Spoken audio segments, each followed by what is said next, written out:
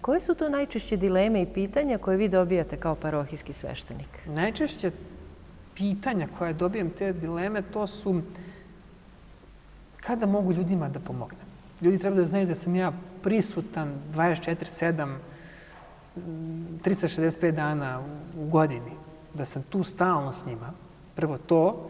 Drugo, ljudi su upoznati sa time ovde, pogotovo u selu, da se na mene uvek mogu osloniti u svako doba dana, noći.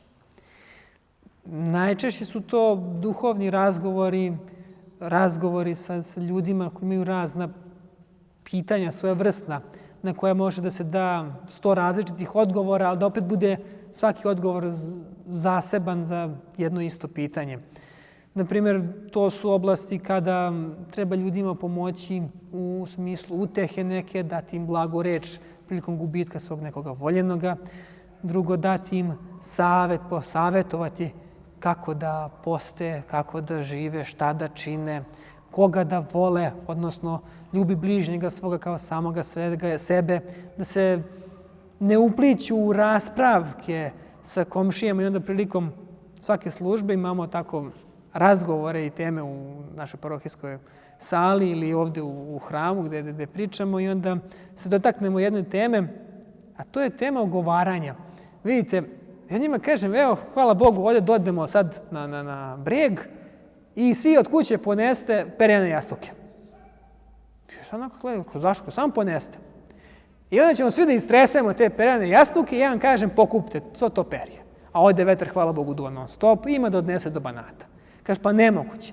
Rekao, upravo to, prazne reči. Nemojte izgovarati prazne reči. Treba se boriti protiv toga. Pa kako, pa šta? Ako stavite vodu ćete progutati, rekao. Pa ćete opet govoriti, rekao, prazne reči. Tako malo se šalimo, pričamo. Rekao, najbolje staviti kamenčić, rekao, usta i držati ga. Znate, njega nećete progutati.